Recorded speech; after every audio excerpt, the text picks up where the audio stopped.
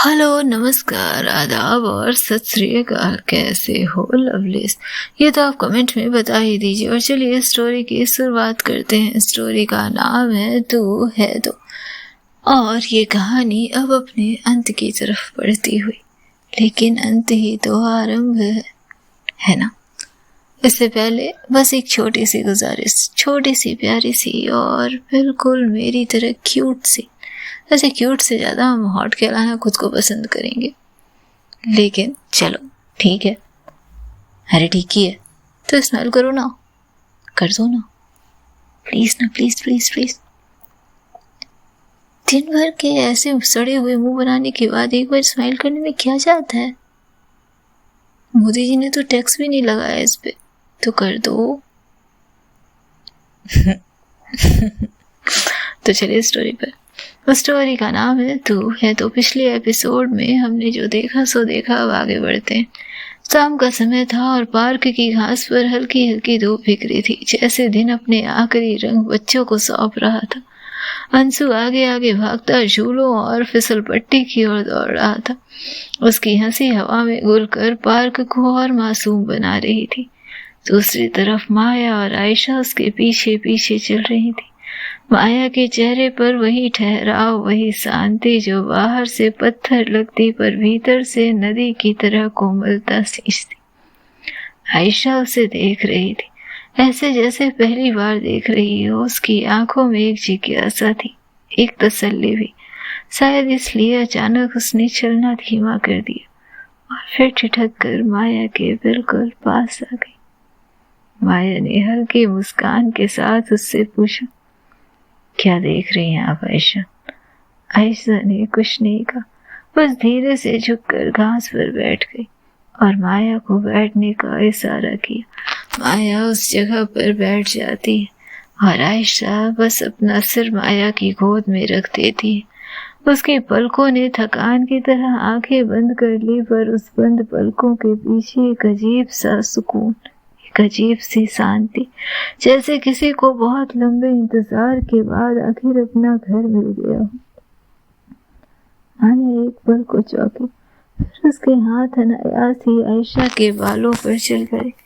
धीमे धीमे वो उसकी लटों को सहलाने लगी, जैसे कोई पुरानी कविता जिसे सालों से भुला दिया गया हो आज अचानक जुबां पर उतर आई हो। आयशा के होठों पर एक हल्की मुस्कान तैर गई। वो बिना कुछ कहे गहराई से माया की गोद में सिर रखे जाने कौन सी दुनिया का विचरण करने निकली थी। कुछ ही क्षणों बाद माया झुकी और उसने आयशा के माथे पर एक लंबा लेकिन ठहरा हुआ किस किया। उसकी अपनी आंखें जैसे इस दृश्य को कैद करना चाहती थी।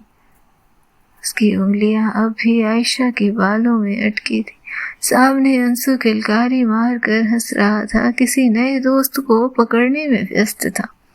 पर माया और आयशा की दुनिया उस क्षण में सीमित हो गई थी। एक गोद, एक सिर और एक शांति। जीवन कितना सुखद हो सकता है। उस पर माया के भीतर कुछ पिघला था, वही पत्थर जिसकी आदत थी उसे। और आयशा, उसने आंखें बंद कर कर महसूस किया कि ये गोद सिर्फ एक सहारा नहीं हो सकता, ये गोद उसका घर है और ये हाथ उसके जीवन की रेखा को देने वाली शांति। शाम धीरे धीरे ढलने लगी और माया अंशु के साथ आयशा को लिए घर की तरफ बढ़ती है।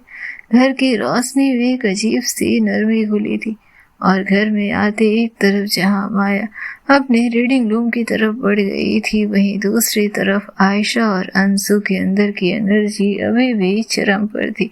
वो दोनों घर में आते ही हल्ला करना शुरू कर चुके थे। माया कमरे में मेज पर बैठी, लैपटॉप खुला हुआ और चारों तरफ बिखरे कागज। आंखों में वही एकाग्रता जिसे उसे अपने जीवन का कवच बना लिया था। शब्द उसके लिए शरण भी थे और युद्ध भूमि भी। दूसरी तरफ ड्राइंग रूम से आती खिलखिलाहट गूंज रही थी। अंशु और आयशा लुका छिपी और पजल्स की अपनी दुनिया में खोए हुए थे। करीब 1 घंटे का समय बीत चुका था। बावजूद इसके इन दोनों के बीच दर्द, थकान का रंज मात्र भी दृश्य नहीं था। और इसके बाद वो किचन में जाते हैं। अंशु को मिल्क शेक बना के देने के बाद आयशा खुद भी कुछ खाती और इसके साथ ही जैसे दोनों की शरारती आंखों ने कुछ शरारत रचने की तैयारी की थी। करीब 1.5 घंटे बाद उनकी हंसी इतनी जीवंत थी कि पूरे घर की खामोशी को हिला सकती थी। और आखिरकार वो दोनों कदम बढ़ाते हुए माया के कमरे की तरफ बढ़ गए, पहले धीरे धीरे फिर शरारती ढंग से। और आयशा दरवाजा खोलते ही कहती है, माया। माया ने बिना सिर उठाए कहा, अभी बिल्कुल डिस्टर्ब मत करना मुझे। तुम दोनों अभी के अभी इस कमरे से निकलो, बाद में आना, लेकिन अभी बिल्कुल नहीं। लेकिन आयशा और अंशु एक दूसरे को देखते हैं और इसके साथ ही आयशा अंशु को कुछ इशारा करती है और वो जाकर अपनी मासी के हाथ से पेन लेता हुआ इधर उधर दौड़ने लगता है। अंशु, पेन दो ना, जब मेरी फ्रेंड कहेगी तो मैं दे दूंगा, पहले मेरी फ्रेंड की बात सुनो। अंशु, कहा ना मेरी फ्रेंड की बात सुनो, जिद नहीं करते ना। अच्छा, तो फिर आप क्यों कर रही हो? लेकिन उसकी चाल कहाँ ही थमने वाली थी। अंशु भीतर आया और बिस्तर पर उछल कर बैठ गया। आयशा भी उसके पीछे। माया ने पल भर के लिए आंखें बंद की, जैसे उसकी एकाग्रता को हवा का झोंका उड़ा ले गया हुआ। माया ने गहरी सांस ली और कहा, आप दोनों मुझे फोकस नहीं करने दोगे, है ना? और आयशा हंसते हुए जवाब देती, ओह कम ऑन माया, मेरा काम आपसे कहीं ज्यादा मुश्किल है। भीड़ भाड़ में, शोर शराबे में, हर हंगामे में मुझे ध्यान लगाना पड़ता है, पर मैं कर लेती हूँ।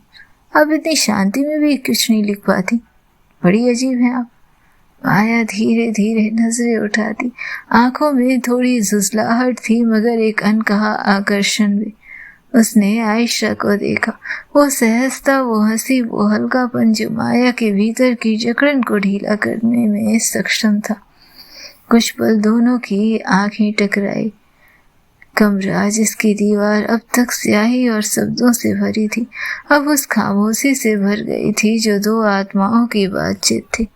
माया के होठ हिले, धीरे ठहरी हुई आवाज में, क्योंकि तुम्हारी भीड़ तुम्हें बाहर से घेरती है और मेरी भीड़ मुझे भीतर रखती है।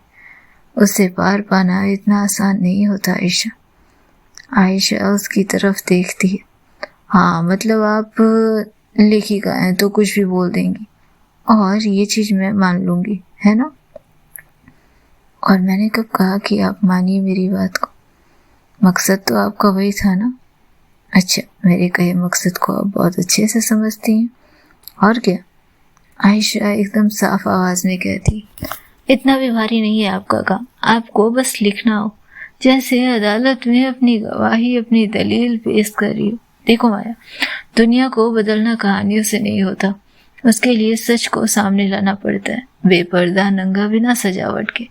यही पत्रकारिता है। और अगर मैं किसी मजदूर की भूख, किसी औरत की चीख या किसी किसान की आत्महत्या को अपने लेख में दर्ज करती हूँ तो वो इतिहास का हिस्सा बनता है। आप चाहे कितनी भी सुंदर भाषा में लिख लें, पर जब तक सच कागज पर दस्तावेज की तरह नहीं उतरेगा तब तक बदलाव कहाँ से आएगा? और माया उसकी तरफ देखते हुए पहले तो चुप रहती है और फिर जैसे कि आयशा उसके शब्दों का इंतजार कर रही हो वो कहती है, बदलाव। आयशा, बदलाव आंकड़े और रिपोर्ट से नहीं आते, वो आते हैं जब एक इंसान के दिल में किसी और की पीड़ा को महसूस करने की क्षमता जागती है। माना पत्रकारिता तथ्य देती है, पर साहित्य संवेदना जगाता है। तुम मजदूर की भूख लिखती हो, मैं उसके बच्चों की आंखों का खालीपन लिखती हूँ। तुम किसानों की मौत दर्ज करती हो, मैं उसकी पत्नी के भीतर टूटते हुए सपनों का सूख गीत लिखती हूँ। बताओ, किसे ज्यादा याद रखा जाएगा, आंकड़े को या उस शोक गीत को, वो एहसास को जो वो हल पर महसूस करते हैं? और आयशा जैसे अपनी दलील में हारना उसे मंजूर नहीं था, थोड़ी उत्तेजित होकर आगे झुककर, पर क्या संवेदना पेट भर सकती है माया? क्या कविता अदालत में सबूत बन सकती है? क्या आपकी दार्शनिक बहसें उस माँ को न्याय दिला सकती है जिसका बच्चा गलत दवा से मर गया? नहीं ना। वहां पत्रकारिता खड़ी होती है, दस्तावेज बनकर सरकार की नाक पर उंगली रखकर। साहित्य को पढ़ कर लोग रो तो सकते हैं, लेकिन नीतियां नहीं बदलती इससे। और माया धीरे धीरे खड़ी होकर मानो मंच पर कोई वक्ता हो। नीतियां बदलने का दावा करने वाली पत्रकारिता भी आखिर भूल जाती है। तुम जो आज लिखती हो वो कल किसी नए हेडलाइन से ढक जाता है। तुम्हारे लेख की उम्र चंद दिन है आयशा, लेकिन साहित्य वो सदी दर सदी जीता है।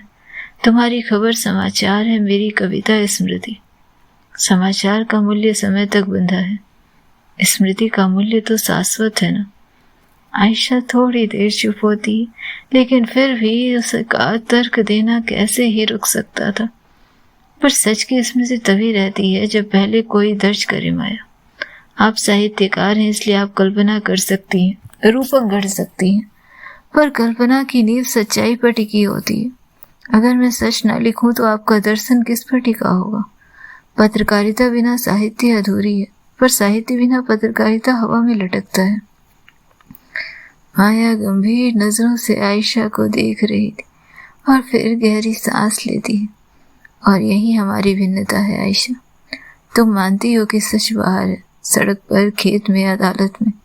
मैं मानती हूँ कि सच भीतर है। मनुष्य की चुप्पी में, उसके स्वप्न में अगर कोई क्राइम कर रहा है तो उस क्राइम के अंदर की उसकी भावना, वो क्राइम करने का कारण, और इसके साथ जो क्राइम झेल रहा है, आखिर उसकी मजबूरी, उसकी अकेली रातों को मैं लिखती हूँ। तुम्हारी पत्रकारिता समाज को आईना दिखाती है, मेरा साहित्य उस आईने में दरार खोजता है। समाज को सुधारने के लिए तुम्हारा सच जरूरी है, पर इंसान और इंसानियत को बचाने के लिए, उसमें बदलाव के लिए मेरा सच भी तो अनिवार्य है। आयशा कुछ पल चुप रहकर फिर हल्की मुस्कान के साथ कहती, तो फिर हम दोनों में किसका काम भारी है? अच्छा, तो तुम मेरे से इसलिए बहस कर रही थी क्योंकि तुम्हें सर्वोत्तम का चुनाव करना था। हाँ, तो फिर अगर दलील गढ़ी जाए तो इसका तो सीधा सा अर्थ है ना कि हम इसमें बेस्ट को लेकर आगे बढ़ेंगे। अच्छा, और अगर किसी बात में बेस्ट ना मिले तो फिर क्या किया जाए? ये मुझे नहीं पता, लेकिन माया मान लो अगर मैंने कोई घटना नहीं लिखी तो क्या आपका साहित्य जन्म ले सकता है? साहित्य की जड़ें भी तो यथार्थ में है। सच अगर सामने ही ना आए तो दर्शन किस पर टिका होगा? पत्रकारिता जमीन है और साहित्य उसका आकाश। बिना जमीन के आकाश कहाँ टिकेगा? और माया धीरे से मुस्कुराती है, और बिना आकाश के जमीन कितनी दूर तक जाएगी? तुम समाज की धड़कन सुनती हो, मैं आत्मा की धड़कन। तुम्हारा सच बाहर की गली, खेत, सड़क पर नाचता है। मेरा सच सपनों में, तुम दस्तावेज हो, मैं दर्पण। तुम्हारा काम है दिखाना कि क्या हुआ, पर जानती हो ऐसा मेरा काम क्या है? मेरा काम है पूछना कि क्यों हुआ। क्या हुआ से पहले क्यों हुआ पूछना आवश्यक है ना। ऐसा कुछ पल चुप, और फिर धीमे स्वर में जैसे उसकी बात को स्वीकार कर रही हो, तो हम दोनों दरअसल दो रास्ते पर हैं, पर मंजिल एक ही है, इंसानियत। माया उसकी आंखों में गहराई से देखती है। हाँ आयशा, मंजिल एक ही। फर्क सिर्फ इतना है कि तुम उसे कानून की किताब में बचाना चाहती हो और मैं उसकी आत्मा में। मैं कहानी के जरिए इंसानियत के अंदर कुछ बदलाव चाहती हूँ। दोनों की आंखें एक दूसरे में अटक जाती। कमरे की दीवार मानो इस मौन को दर्ज कर रही हो। बाहर हवा तेज हो चुकी थी। खिड़की कैसी से हल्के हल्के कांपते हैं, जैसे पूरा ब्रह्मांड इस द्वंद का साक्षी हो रहा हो। और तभी उनकी नजर कमरे में बिस्तर पर बैठे अंशु पर पड़ती है, जो अब भी उन दोनों को जाने कितनी देर से घूर रहा था। कमरा उस बहस की गूंज में अब भी भरा था। दीवारों पर उनके शब्द टिके रह गए और गूंज के बीच माया धीरे धीरे आयशा के पास आती है, और उसके बाद कोई तर्क नहीं, आयशा उसके सामने आती और वो उसे आलिंगन में भर लेती है, बिना किसी बहस के। ना कोई जीत ना कोई हार, बस वो गर्माहट थी जो शब्दों से कहीं ज्यादा गहरी थी। आयशा का चेहरा माया के कंधे पर टिक गया और उसकी सांसें माया की गर्दन के पास सिहर उठी थी। तभी अंशु खिलखिलाकर हंसू, आप दोनों तो बच्चे की तरह लड़ते हो और देखो आप दोनों तुरंत दोस्त भी बन जाते हो। मेरी तो दोस्ती ऐसे नहीं होती। और आयशा उसके सिर पर हल्की सी चपत लगाती और मुस्कुरा कर कहती, अगली बार जब तुम्हारी दोस्त से फाइट हो ना, तो फिर उसकी बात को भी थोड़ा मान लेना और उससे कहना कि वो भी तुम्हारी थोड़ी सी बात मान ले। फिर देखना तुम दोनों की दोस्ती फट से हो जाएगी। अंशु ने गहरी सांस ली, जैसे उसे बहुत बड़ा खजाना मिल गया हो दोस्ती बचाने का। अच्छा, तो उसे बताना जरूरी है कि मैंने समझ लिया है। और ये कहकर वो माया की तरफ देखता है और माया आयशा की तरफ देखकर खिलखिला पड़ती है। इसके साथ ही वो कहता है, मासी मैं पानी पी कर आता हूँ, और वो किचन से पानी लेने भागता है। उसके छोटे पैरों की थप थप आवाज कमरे के बाहर खो गई। कमरे में फिर वही सन्नाटा, लेकिन ये सन्नाटा अधूरा नहीं था। ये उस खामोशी जैसा था जो दो दिलों की धड़कनों को साफ सुनने देता था। माया ने आयशा का चेहरा अपने हाथ में थाम लिया। उंगलियां आयशा के गालों की हल्की नमी को छू रही थी। बहस की थकान और भावनाओं की बेचैनी का मिश्रण। वो धीमी आवाज में कहती, मानो स्वीकार कर रही हूँ, जानती हूँ मुझे आदत नहीं है किसी को इतनी जगह देने की, पर तुम जैसे मेरे भीतर की सारी बंद खिड़कियां खोल देती हो। डर लगता है पर अच्छा भी लगता है। विश्वास किया जाना चाहिए, खूबसूरत होता है विश्वास करना। आयशा ने उसकी हथेली पर अपने होठ रख दी, एक चुप्पी भरा वादा कि वो उसे कभी अकेला नहीं रखेगी। वो धीरे से कहती, आप मुझ पर विश्वास कीजिए और मैं आप पर करती हूँ। आज से नहीं, हमेशा से। मेरी छाँव है आप आयशा, लेकिन अगर जिस दिन मैं आपकी छाँव बन गई ना, मैं पूरी तरह से मुकम्मल हो जाऊंगी। माया की आंखें बस आयशा को एकटक देखती। वो धीरे से आयशा को पास खींचती और उसके माथे पर एक लंबा हल्का सा चुंबन रखती थी। वो चुंबन किसी आवेग का नहीं था, बल्कि एक गहरी देखभाल का था, जैसे किसी को समझने के बाद उस पर यकीन किया गया हो। आयशा ने आंखें बंद कर ली और निहारते हुए कुछ क्षण उसे। माया धीरे धीरे उसके गालों को चूमती और उसके होठों के बेहद करीब आती। यह रिश्ता अब केवल आकर्षण नहीं रहा, ये देखभाल थी, ये साझेदारी थी, पर वो धीमी परत दर परत गहराता हुआ प्रेम था जो बिना घोषणा के जीवन का हिस्सा बन जाता है। वो आयशा के होठों पर अपने होठ रखती और एक शांत, जैसे उन होठों पर अपने होठ रखी वादा करे, कब का विश्वास किया मैंने तुम पर। सारी झिझक पिघल गई थी।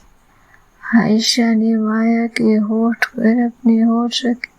बस एक कोमल चुंबन था, कोई जल्दीबाजी नहीं, कोई शोर नहीं, बस इतना कि माया की कांपती सांसें धीरे धीरे थम रही थी और उसकी आंखों में एक हल्की मुस्कान की छटा दिखाई दे रही थी।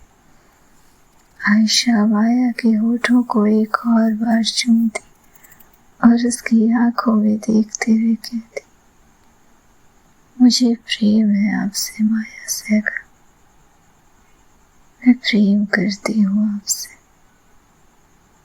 बेइंतहा करती हूँ। हमेशा का पता नहीं, पर जब तक मेरे अंदर ये प्रेम रहेगा तब तक माया रहेगी। आयशा के लिए माया का होना बेहद जरूरी है और इसी बात पर माया उसे अपने सीने से लगा लेती।